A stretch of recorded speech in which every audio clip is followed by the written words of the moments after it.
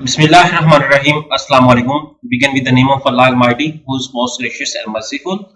Myself, Muhammad Mudassir. Today, I am here with you about the topic of Fall 22 admission of Bahriya University.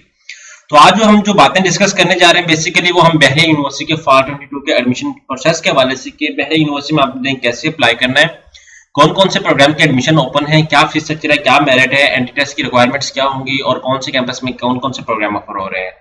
तो इंशाल्लाह ये सारी बातें detail के साथ डिस्कस करेंगे। तो उससे पहले मैं अपने तमाम व्यूअर्स से रिक्वेस्ट करूंगा, प्लीज आपके लिए हम डिटेल इन्फॉर्मेशन प्रोवाइड करते हैं, तो आपका काम है कि हमें सब्सक्राइब भी करें, लाइक भी करें, शेयर भी करें और कमेंट भी करें, ताकि आपको आने वाली हर किस्म की स्कॉलरशिप्स की, जॉब्स की और एडमिशंस की इन्फॉर्मेशन मिलती रहे।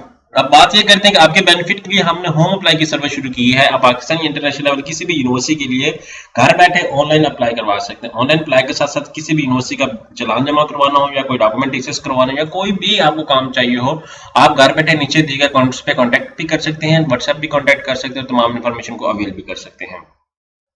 तो अब बात करते हैं बहरीन यूनिवर्सिटी के हवाले से। सिंपली आपने गूगल पे सर्च करना है, जैसे यहाँ पे मैं आपको सर्च करके दिखा देता हूँ, बहरीन यूनिवर्सिटी में सर्च करता हूँ तो उनकी वेबसाइट ओपन हो जाती है। यहाँ पे आपने क्या करना है कि एडमिशन ओपन फॉर 22 के ऑप्शन पे क्लिक कर देना है।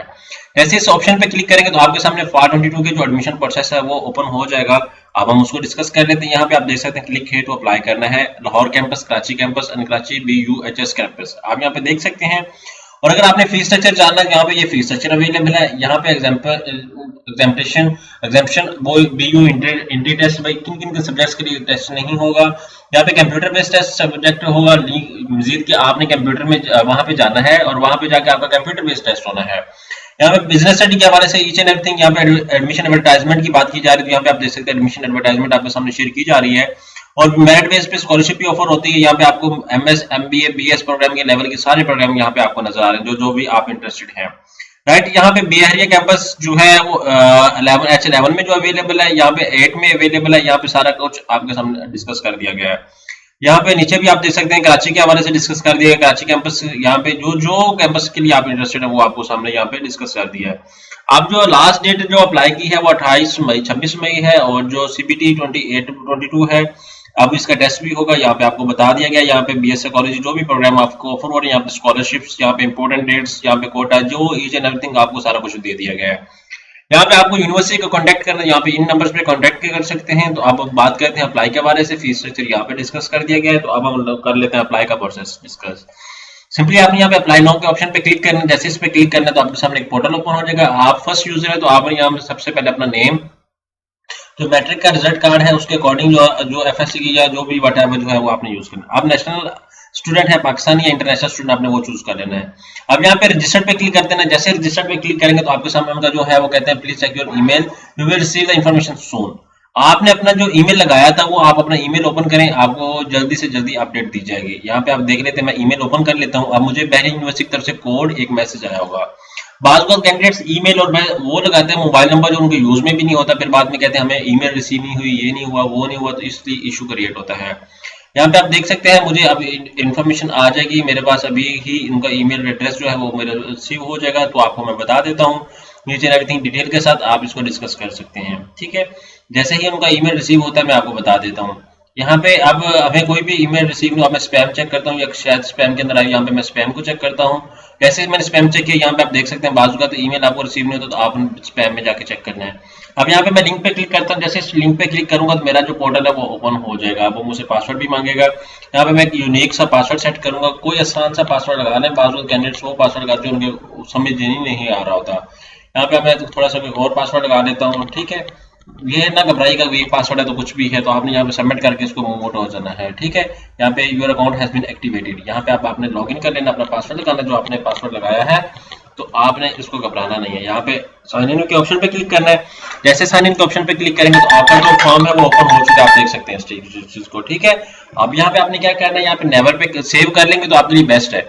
यहाँ पे मैंने सेव कर लिया। यहाँ पे एलिजिबिलिटी, आपने प्रोग्राम की एलिजिबिलिटी को चेक करना है कि आप जिस प्रोग्राम के लिए अप्लाई कर रहे हैं आपके पास कितने % मार्क्स होना चाहिए।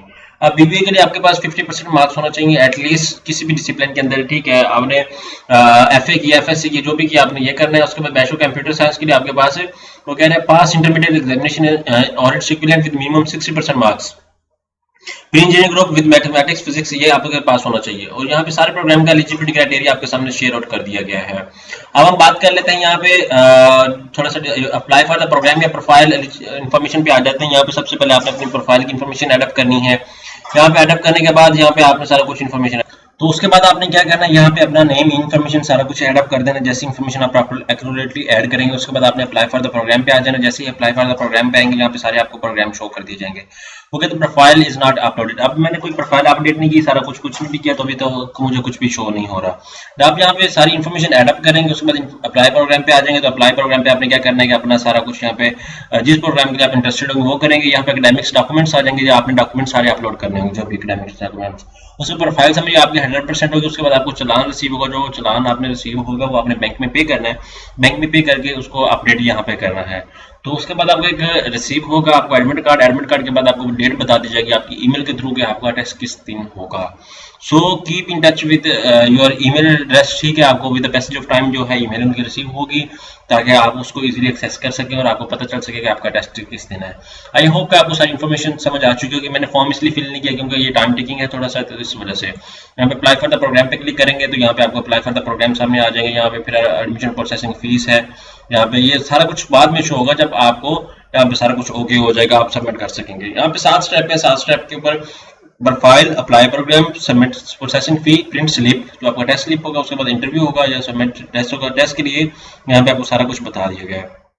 और सैंपल किसी को चाहिए तो सैंपल पेपर भी मैं आपको बता देता हूँ, उनकी वेबसाइट पे सैंपल पेपर भी अवेलेबल होते हैं। आप यहाँ पे सैंपल पेपर लेके उनको भी कंटिन्यू कर सकते हैं। तो आई होप कि आपको आइडिया हो चुका होगा सारा कुछ, और मजीद कोई इन्फॉर्मेशन चाहिए तो प्लीज़ आप हमसे डिस्कस कर सकते हैं। जज़ाकल्लाह, शुक्रिया।